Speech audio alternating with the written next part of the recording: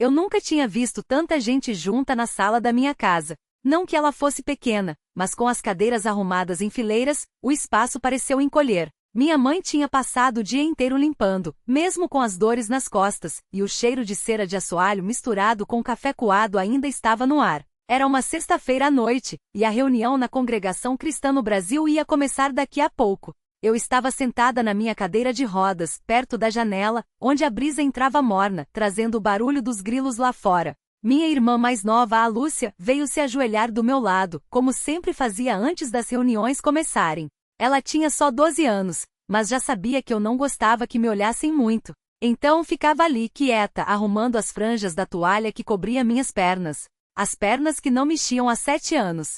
Você acha que hoje vai ter muita gente, Maria? Ela perguntou baixinho.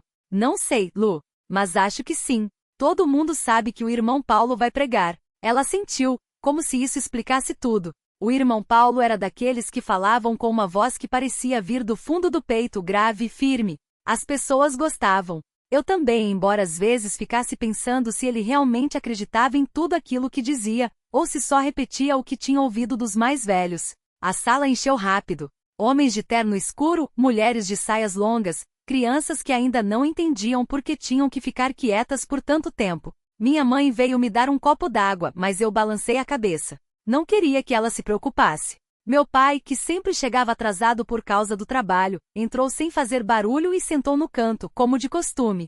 Ele não falava muito, mas eu sabia que rezava por mim todas as noites.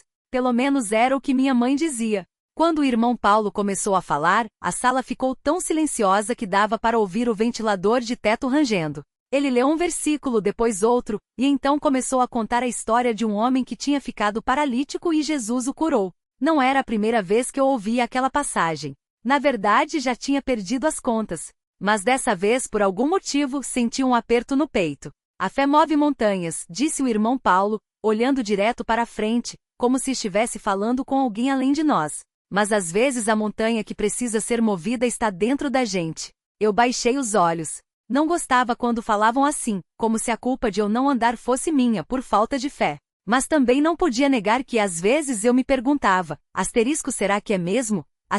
Será que eu não acreditava o suficiente? Será que Deus estava me testando? A reunião terminou com orações. Mãos se ergueram, vozes murmuraram palavras que eu já não conseguia distinguir. Minha mãe segurou a minha mão com força, como se quisesse me passar algo através do toque. Eu fechei os olhos, mas não senti nada além do cansaço. Quando abri, todo mundo já estava se levantando, conversando, se despedindo.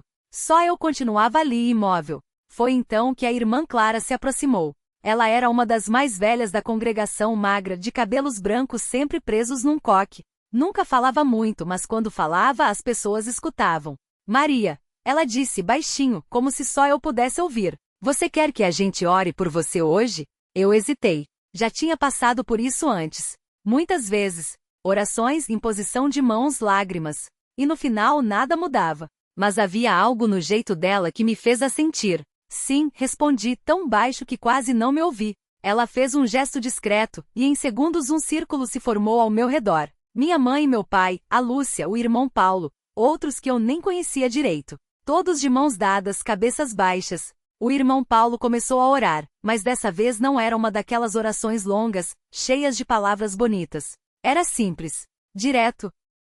Senhor, a senhora sabe o que a Maria precisa. Se for da tua vontade, dá a ela o que só tu pode dar. E então, algo estranho aconteceu. Não foi um milagre como nos filmes com luzes e vozes do céu. Não senti nenhuma corrente elétrica percorrendo meu corpo, nenhum calor sobrenatural. Só um formigamento nas pontas dos dedos dos pés. Leve, quase imperceptível. Como quando a gente fica muito tempo sentada e o sangue volta a circular. Eu respirei fundo, com medo de me mover e perder aquilo. Mas o formigamento não passou. Subiu pelos tornozelos, pelas panturrilhas, como se algo dentro de mim estivesse acordando depois de um sono muito longo.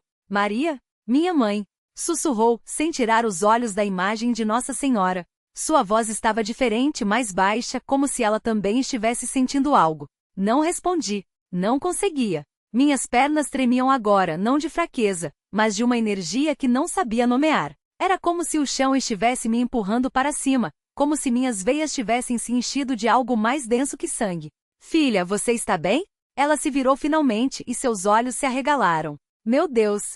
Não precisei olhar para baixo para saber. Meus dedos, que antes mal conseguiam segurar o terço, agora se moviam sozinhos, apertando a madeira com uma força que não era minha. E quando levantei a mão para tocar o rosto, senti a pele diferente. Lisa. Firme. O que está acontecendo? Minha voz saiu grossa, estranha, como se eu não a usasse há anos. Minha mãe se levantou devagar, como se tivesse medo de me assustar. Ela estendeu a mão, hesitou e então tocou meu braço. Seus dedos tremeram. Sua perna? Ela engoliu em seco. Maria, você está asterisco andando asterisco.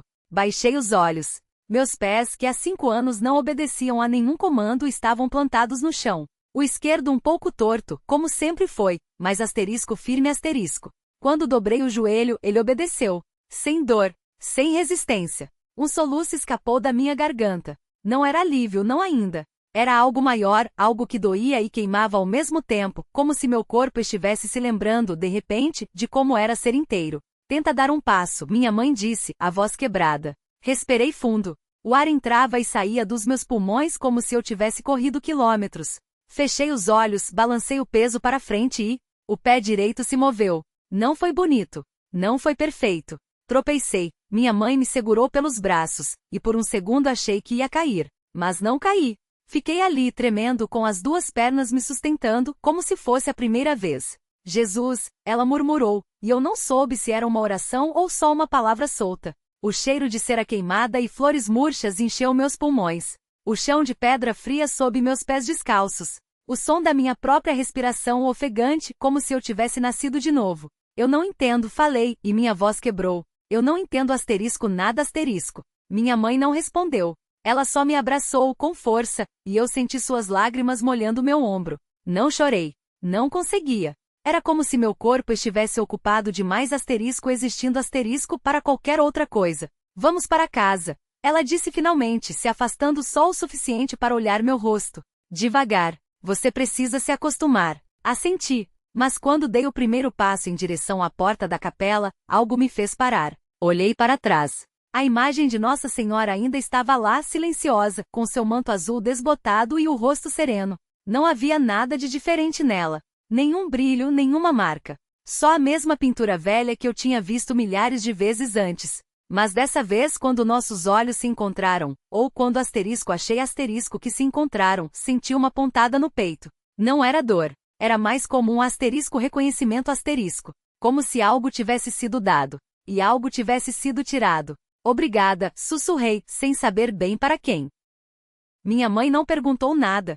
Ela só segurou minha mão e juntos, passo a passo, saímos da capela. O sol estava baixo quando chegamos em casa. Meu pai estava na varanda, consertando uma cadeira de madeira. Quando nos viu, ele deixou a ferramenta cair. O que foi? Sua voz era áspera de preocupação. Maria, o que aconteceu? Não respondi. Soltei a mão da minha mãe e dei um passo à frente. Depois outro. E outro. Seus olhos se encheram de lágrimas antes mesmo de eu chegar até ele. Pai, minha voz saiu firme dessa vez. Eu acho que eu vou poder voltar a trabalhar. Ele não disse nada. Só me puxou para um abraço tão apertado que quase me tiraram o fôlego. Senti suas mãos tremendo nas minhas costas, seus ombros sacudindo. Como? Ele perguntou finalmente, se afastando só um pouco. Asterisco como asterisco, filha. Olhei para a estrada de terra que levava até a capela, agora vazia, banhada pela luz dourada do entardecer. Não sei, respondi honestamente. Mas acho que não foi só para mim.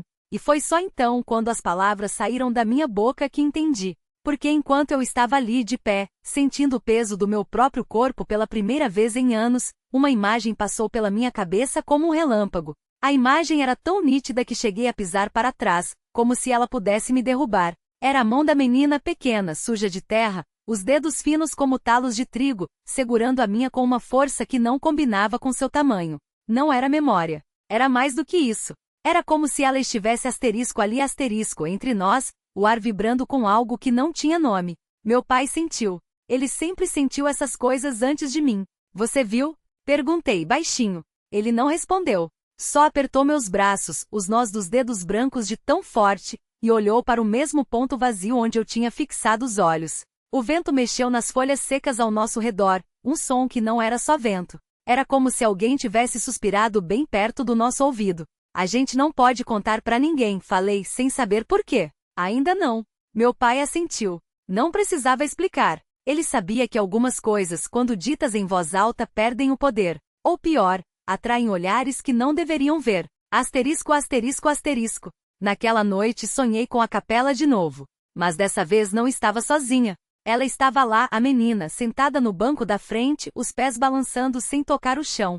Não me olhou quando entrei. Só continuou cantando, uma música que eu não conhecia, mas que parecia ter saído de dentro de mim mesma. As palavras eram em outra língua, ou talvez não fossem palavras, só sons que doíam e acalmavam ao mesmo tempo. Você não é daqui, falei, e minha voz ecoou como se a capela fosse muito maior por dentro do que por fora. Ela finalmente virou o rosto. Os olhos dela eram escuros, tão escuros que refratavam a pouca luz que entrava pelas frestas das paredes como água parada. Não era uma criança. Não era asterisco nada asterisco que eu pudesse nomear. Mas quando sorriu vi os dentes pequenos, um deles lascado, e algo dentro de mim se partiu ao meio. Você também não, ela disse. E então acordei. Asterisco, asterisco, asterisco. De manhã, minha mãe me encontrou na cozinha, segurando uma xícara de café que já tinha esfriado havia horas. Não perguntei como ela tinha voltado tão cedo da cidade. Não perguntei nada. Você está diferente, foi tudo que ela disse, passando a mão no meu cabelo como fazia quando eu era pequena. Não respondi, porque não tinha resposta. Porque desde a véspera algo tinha mudado em mim, algo que não era só a perna, não era só a dor que tinha sumido como se nunca tivesse existido. Era como se alguém tivesse soprado dentro do meu peito e acendido uma brasinha onde antes só havia cinzas. Meu pai entrou sem fazer barulho, como sempre. Olhou para a gente e depois para a janela, onde o sol batia forte demais para aquela hora. Acho que hoje não vou pro trabalho, anunciou. Minha mãe não discutiu. Só assentiu e foi buscar mais café. Eu sabia o que ele ia fazer. Ia voltar para a capela. Ia esperar. Porque agora a gente sabia. Não tinha sido só um milagre. Tinha sido um chamado. E a gente não podia fingir que não tinha ouvido.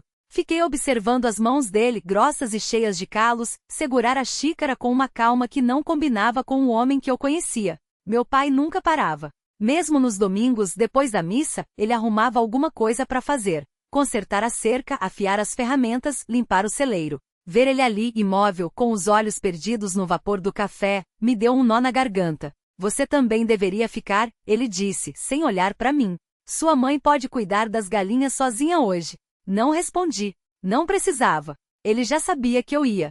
Saímos sem pressa, como se estivéssemos indo para qualquer lugar, não para aquele pedaço de terra onde tudo tinha virado de cabeça para baixo. O caminho até a capela era curto, mas cada passo parecia mais longo que o anterior. O sol queimava as costas, e o suor colava a camisa nas minhas costas, mas não era só isso. Era como se o ar estivesse mais denso, como se a gente estivesse nadando nele em vez de andar. Quando chegamos, a porta estava entreaberta. Não me lembro de tê-la deixado assim ontem. Meu pai parou do lado de fora, a mão no batente, os dedos tremendo quase imperceptivelmente. Eu passei por ele sem pensar. Dentro, o cheiro era o mesmo, terra úmida, cera de vela, madeira velha. Mas tinha outra coisa agora, algo que não dava para nomear. Um cheiro de coisa viva, de coisa que respira. A imagem ainda estava no chão, onde eu a tinha deixado. Mas não estava mais sozinha. No lugar onde a luz entrava pela janela quebrada, uma sombra se movia. Não era uma pessoa. Não era nada que eu já tivesse visto. Era como se o ar tivesse ganhado forma, algo entre fumaça e tecido, escuro demais para ser real, mas real demais para ser imaginado. Não tinha rosto, não tinha mãos, mas eu sabia que estava olhando pra gente. Meu pai soltou o fôlego atrás de mim, baixo e trêmulo, como se tivesse levado um soco no estômago. Meu Deus, ele murmurou. Não era Deus. A coisa, porque não tinha outro nome para aquilo, se aproximou devagar. Não andava. Deslizava. E quando chegou perto o suficiente para tocar a imagem no chão, o ar ao redor dela parece que estremeceu. Um som saía dali, um zumbido surdo, como enxame de abelhas distante, só que mais fundo, mais dentro da gente. Então a sombra asterisco falou asterisco. Não com voz. Não com palavras. Mas de repente eu asterisco sob asterisco, do mesmo jeito que a gente sabe que está com fome, ou que vai chover, asterisco vocês me chamaram, asterisco. Meu pai caiu de joelhos. Não por medo, por algo pior, reconhecimento. Nós não, comecei, mas a garganta fechou. Não adiantava mentir, porque a gente asterisco tinha asterisco chamado. Não com palavras, não com rezas. Mas com o desespero, com a raiva, com aquela noite inteira em que eu tinha ficado ali, xingando o céu, pedindo, não, asterisco exigindo asterisco, que algo, asterisco qualquer coisa asterisco, me tirasse daquela dor. E meu pai, todos aqueles anos, todas aquelas noites na capela, não era só fé que ele tinha. Era uma conta aberta. Uma dívida. A sombra se ergueu, preenchendo o espaço entre as paredes. O zumbido aumentou, vibrando nos ossos. Asterisco agora eu vou cobrar. Asterisco. E então a luz se apagou. Não foi como anoitecer. Foi como se alguém tivesse soprado a vela dentro dos meus olhos. O último som que ouvi foi o meu pai gritando meu nome. Quando acordei, estava deitado no chão da capela com a bochecha colada na terra fria. A janela estava inteira. A imagem no seu lugar. E do lado de fora, o sol brilhava como se nada tivesse acontecido. Só que tinha, porque minha perna não doía mais. E meu pai não estava ali. Levantei com as mãos trêmulas, a terra grudada na pele. A capela cheirava a cera derretida e mofo, como sempre, mas agora havia algo a mais, um cheiro azedo como metal queimado. Chamei por ele, primeiro baixo, depois com a voz rasgando a garganta. Ninguém respondeu. Saí cambaleando, a luz do sol batendo direto nos olhos. O pátio estava vazio, só as galinhas ciscando perto do poço. A porta da casa entreaberta. Entre as frestas da madeira via a sombra do corredor, escura demais para o meio-dia. Dentro, o silêncio era grosso. Os passos não faziam barulho no chão de terra batida, como se pisassem algodão. A cozinha estava igual, o fogão apagado, a mesa com as migalhas do pão da noite anterior. Mas no canto, onde ele costumava sentar para afiar a foice, havia uma mancha escura no chão. Toquei com a ponta do dedo. Úmida, vermelha. Subi as escadas correndo, mesmo sabendo. O quarto dele estava vazio, a cama desfeita, o rosário jogado no chão como se tivesse sido arrebatado. No criado muro, a gaveta dos papéis estava aberta, os recibos e cartas revirados. Entre eles, um envelope amarelecido com meu nome escrito à mão. Não era a letra do meu pai. Dentro, só uma folha dobrada em 4. Asterisco você sabe o que deve fazer.